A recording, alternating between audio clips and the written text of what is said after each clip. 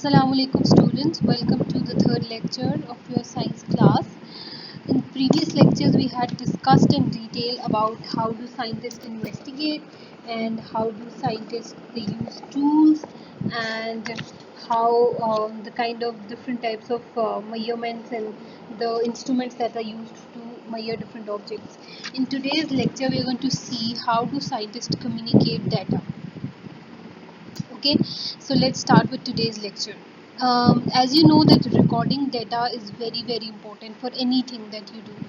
If you have to perform certain thing, you first record data. So scientists first of all they record different types of data. Why is it important? Because it is through data collection that any scientist they can just figure out the quality of information they need to make informed decisions for further analysis or research or study. So it's very important to collect data to make the decisions. Once you have a collection of data, then you pick out information that is important for you, and then you make further research, or whether you will go to decide that whether I need further investigation in this topic, or whether more information needs to be collected. So to make informed decisions, it is very important to collect data. So a good scientist always records their data and displays it clearly so that others can understand it. Data is the information and results found during investigations, tests and experiments. So what is data? Data basically is the collection of information. So when a lot of information is collected together, we call it a data. So it is very important for a good scientist to always record the data they have already collected, because when scientists discover something, then if some others people have to study discover about that discovery, then it is very important for scientists to preserve that information and record that information, so that other scientists can explore more about that particular thing, and other people can get information about thing in detail about that thing. And also it is very important for a good scientist to record their data, so that they can also do further research and analysis on that data. So what is data? Data is the information data is a collection of information, and what information that is gathered through investigations and tests and experiments. When all this when scientists perform research, then they investigate things, they make hypotheses, then they conduct tests, and then they conduct experiments, and they conclude the results. That is the data, that is information, that is the data, that is the collection of information. There are many different methods to record and display data. So data can be displayed and can be recorded in various forms. So that we are going to study these forms in today's lectures, and how can data be recorded and how it can be displayed in different forms. So grouping and classifying. So what is the word grouping and classifying? Grouping and classifying basically are are similar terms. They have different names, but the meaning is very similar. So grouping and classifying means to divide things into different groups, or classify. To classify means to group things into different groups, to make a group of certain things on the basis of their similarities. If certain things have similar features or similar habits or similar things, if have things in common, then we are going to group and classify those things into one group. So if for example, if you look at your school, I've already I think given this example, that if you when there is a new admission in the school, then what the school administration does is it takes the information from that student, then it decides that whether this student is suitable for this group or this group. It depends on their age, depends on their the previous class they have studied, depends on their height, depends on their age basically, and depends on their skills. If they have the capability or ability to grow in class 4, then they are going to go into that group of students which are in class 4. If their ability to be in class 5, then they are put in class 5. So according to their abilities, capabilities and their age and different things, they are grouped into different things. For example, if you are in class 4, then the age of most of the students would be same. Like your class fellows, different class, the class fellows of yours would be of similar age or similar height or similar abilities as you, because and that's how the school administration, it has grouped you or classified you into this class. Otherwise, obviously, if there is a child who is in class 4, if you are a part of class 4, you cannot go and sit in class 9th or class 10th, because you are different from them. You are small, you are young, you cannot understand that kind of knowledge, because that is not suitable for you. So that's why grouping and classifying means to divide into different groups on the basis of capabilities, abilities, and other similar features. So for example, there are different types of animals.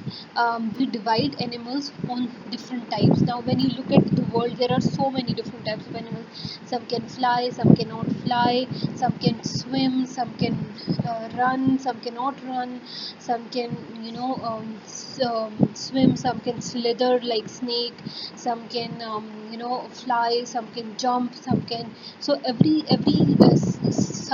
some have feathers, some have fur, some can survive in cold weather, some cannot survive in cold weather.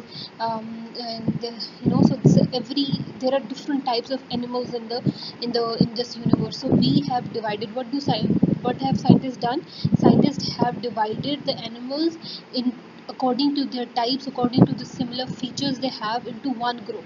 So we are going to see what kind of groups the animals are divided into. So, types of animals. Um,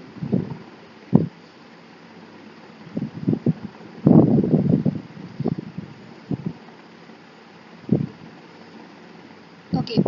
Um, Characteristics of vertebrate animals. Okay, what are vertebrate animals? Vertebrates are animals that have a well-defined internal skeleton system, which includes a backbone. When basically you just can say that animals those have a backbone, have a spinal cord or a spine, are called vertebrates, and those animals which do not have a backbone are called invertebrates. For example, snail or ostriches, sorry, not ostriches, octopuses, or different types of worms. They do not have a backbone, so they are called invertebrates. So vertebrates are animals that have a backbone, that have a proper backbone or proper skeleton system inside them, which helps them to support the body, or which helps them to move from one place to another, so they don't slither. Okay, now what are the example of vertebrates are birds. Okay, now we have classified, or we have grouped these vertebrates. And there are different types of vertebrates animals. We have again divided them into different groups. So the first one is birds. As you know that can you think of example of birds? Birds, they the similar features on the basis of the features that they're grouped into this category or this group called birds, is that they lay hard shelled eggs. So every animal or every vertebrate animal that lays hard shelled eggs is called a bird. And they have wings, so they can fly, and they have wings, and they have feathers. So they also have feathers. So in every animal that can lay egg, or that have wings, or that can fly, or that have feathers to protect their body, that their body is protected by feathers, is put into the category of birds.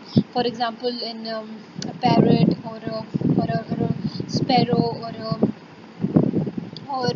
eagle, or a hen, or all these type of birds which have wings. Some of them can fly, some of them cannot fly, but they have wings, they have feathers.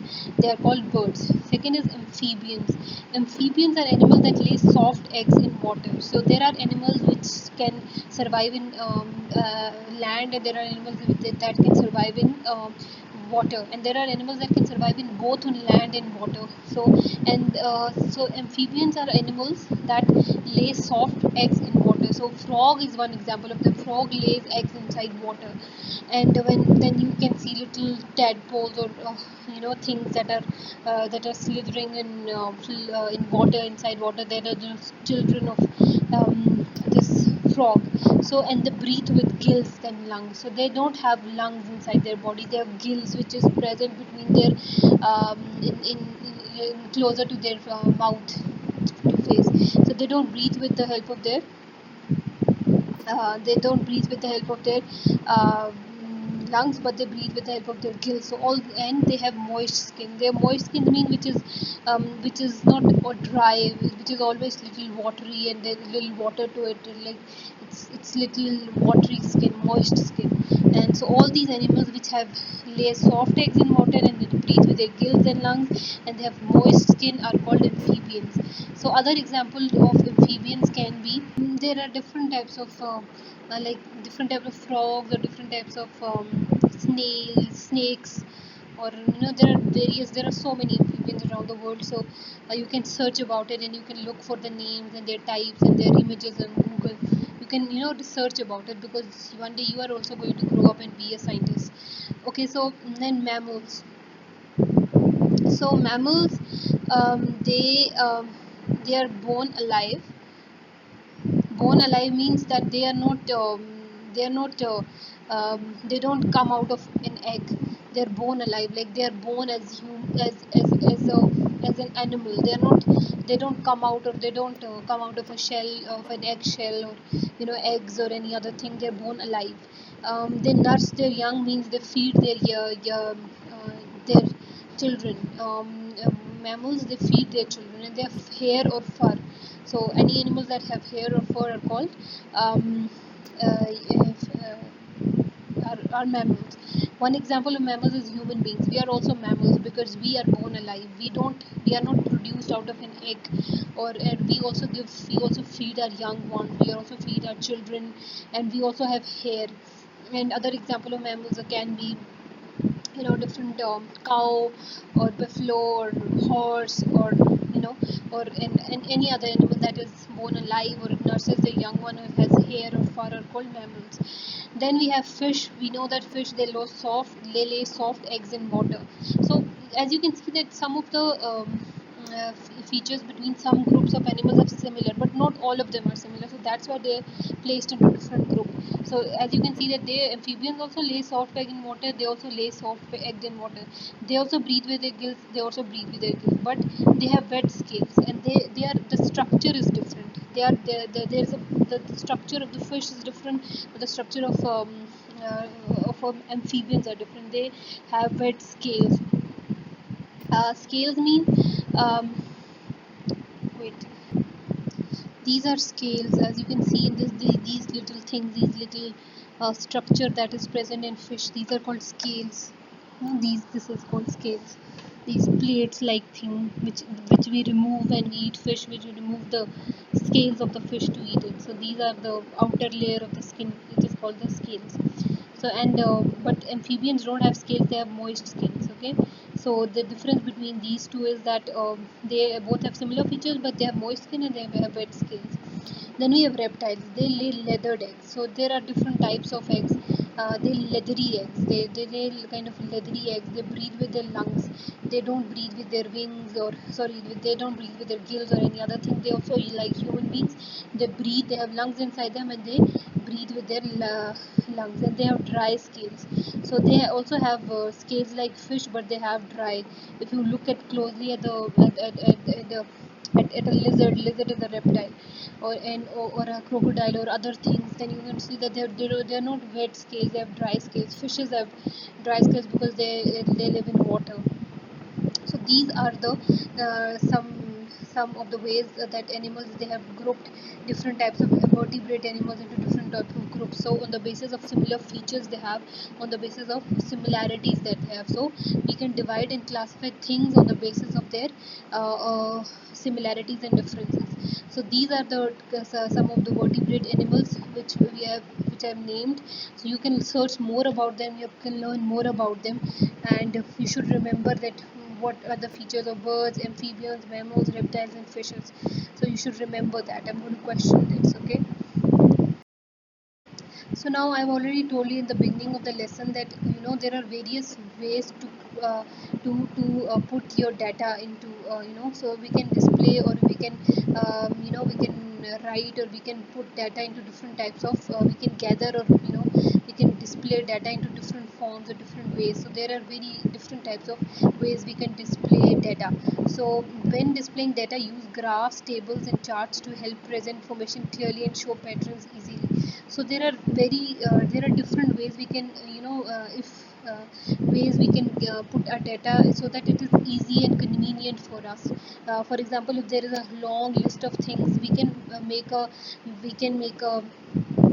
bar graph or a data table. So for in that way, it is going to be easier for us to put out information from that group table. So to make it easier, or to make the information more clearer and easier, we can put the data into different forms, in the form of groups, in the form of tables and charts. So it helps us. Why do we do that? Because it helps us present information clearly, and we can see patterns easily, and we can collect more information from the data. That okay, for example, if there if a teacher has to make a if a teacher has to uh, um, write down the marks of each student, then she can use a data table to show that.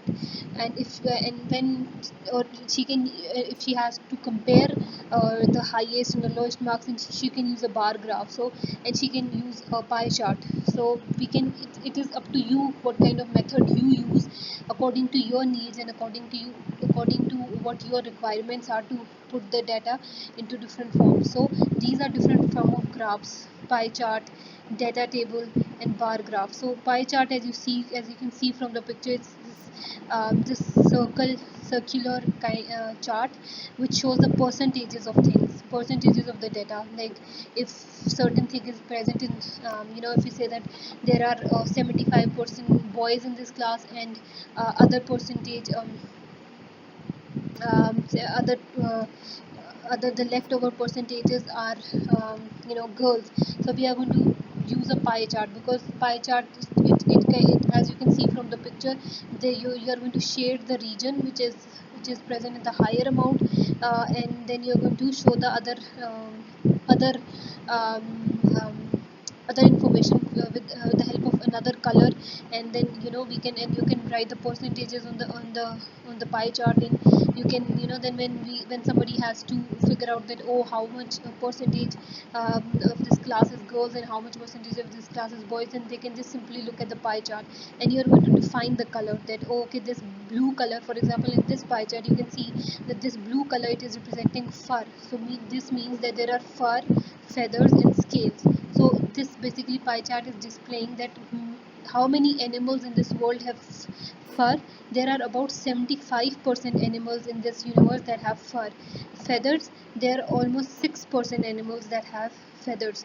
And there are 19% animals in this world which have scales. So this is one way to represent our data. So when a scientist gathers information, he is going to put them into pie chart, and it's going to be easier for a person to read the data. For example, you are going to say fur. Okay, this blue color is fur, which means 75% fur.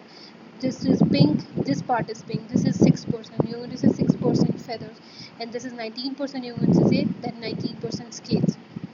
Similarly, data table. A data table is very much easier, because the information is present very clearly. You're going to make columns and rows, and you're going to place some information in the rows, and you're going to place some information in the columns. So there is columns and there are rows. So this shows this column shows animals, and this column shows body cover. So these are animals: the turtle, kitten and bears. And this body covers, like what do they have on their body? They have fur and their scales. So we can choose that whether turtles have fur or scales. We can choose whether kittens have fur or scale, and we can choose whether the bears have fur or scale. This is one way to present data. This is called data table. You have to make a table. You have to place your data in the form of rows and columns, and make a table out of them. And then you have to name the rows and columns, and you have to say that the rows shows this information, the column shows this information. Okay. Then bar graph is simply like this, that kind of make, you bake bars with the information. There is an there's a horizontal line, and there's a vertical line. And horizontal line, it shows some information, and vertical line, it shows some information. So horizontal line basically displays the name of the bars. Basically, what is these bars showing? So the horizontal line, what is information does it give? It gives us information about the name, about the bars, like what is the bar showing us. And this the name of the thing, what is the bar showing us, and how uh, like the names of the bars. And this is what the information is given through those bars. For example, this is number of poisonous insects. This is number of poisonous insects. Now these are the cities, sorry, countries, which are showing that how many countries have number of poisonous insects: Australia, USA, Canada, UK, Germany, and France. So if you can see from the picture, you can conclude from bar graphs that which country has the highest number of poisonous insects. So if you look at this bar graphs, can you just figure out that which country has the highest number of poisonous insects? By looking at the bar graphs, you can see which is on the top, which is which bar graph has the highest length. So as you can see that Canada has the highest length, this bar graph. And what is the name of this country? This is Canada. So Canada has the highest number of insects. And which is the lower is this France, because it is from no other bar graph is showing the lowest form. This is France. So France has the least number of poisonous insects. So these are some of the ways the scientists, they present their information. Okay, students, if you know other methods as well, if you know other graphs as well, then you should tell me. You should share. You can write it down, you can search more about them, and you can pen it down, and you can write more about them. And you can also, what you can do is that you can, if you have gathered information about something, you can use any of these graphs and put your information in these graphs. Okay, so I hope that you have understood today's lecture, and I'm going to see you in the next lecture. And if you have any problem, please ask questions, and I'm going to give you worksheets.